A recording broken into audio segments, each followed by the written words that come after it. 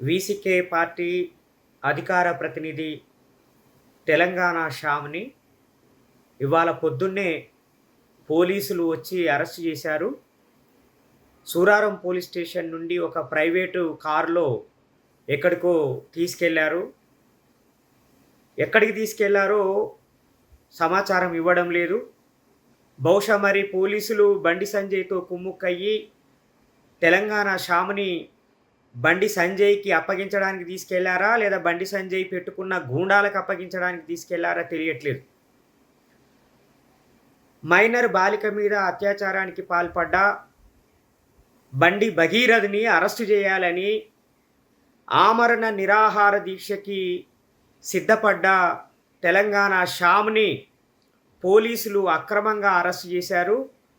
Arrest చేసి ఎక్కడికో తెలియని ప్రదేశానికి తీసుకెళ్లారు.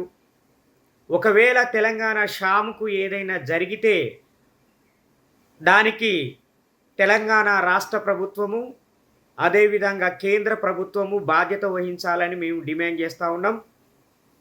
రేవంత్ రెడ్డి గారు, బండి సంజయ్ గారు ఇద్దరు కూడా తెలంగాణ శ్యామ్‌కు ఏమి జరిగినా బాధ్యత వహించాల్సి ఉంటుంది అని వీసీకే తెలంగాణ రాష్ట్ర కమిటీ హెచ్చరిక జారీ చేస్తున్నది.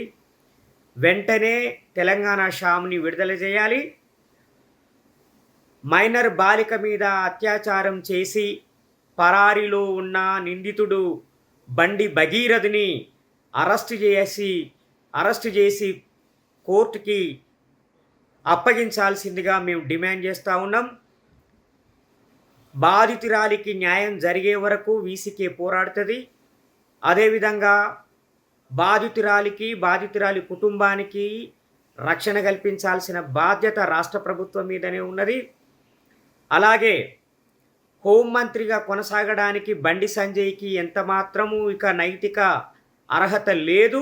ఆయన తక్షణమే తన మంత్రి పదవికి రాజీనామా చేయాలని చెప్పి డిమాండ్ చేస్తూ ఉన్నాం. ఆయన నిన్న మాట్లాడుతూ చట్టం ఎవరికి చుట్టం కాదు అని అన్నాడు. చుట్టం కాకపోతే నీ కొడుకు 5 రోజులైనా ఎందుకు అరెస్ట్ కాలేదండి బండి సంజయ్ గారు? చట్టం మీకు చుట్టంలాగా పనిచేస్తున్నది కాబట్టే మీ కొడుకుని ఇప్పటి వరకు పోలీసులు అరెస్ట్ చేయలేదు. రేవంత్ రెడ్డి గారు మీకు సంపూర్ణంగా సహకరిస్తున్నారు కాబట్టే ఆయన అరెస్టు కాలేదు. అదే మామూలు వ్యక్తి అయితే ఇప్పటి వరకు అరెస్ట్ అవ్వడమే కాదు, రిమాండ్లో ఉండేవాడు. కాబట్టి సినిమా డైలాగులు ఆపండి, పోలీసులకి సహకరించండి, మీ కొడుకుని తీసుకెళ్ళి పోలీస్ స్టేషన్లో అప్పగించండి. హైకోర్టుకు వెళ్ళి యాంటిసిపేటరీ బెయిల్ కోసము ఎఫ్ఐఆర్ క్వాష్ చేయమని చెప్పి హైకోర్టును అడగడం కాదు. నిజంగా మీకు చిత్తశుద్ధి ఉంటే, ఆడపిల్లల పట్ల గౌరవం ఉంటే, శాంతి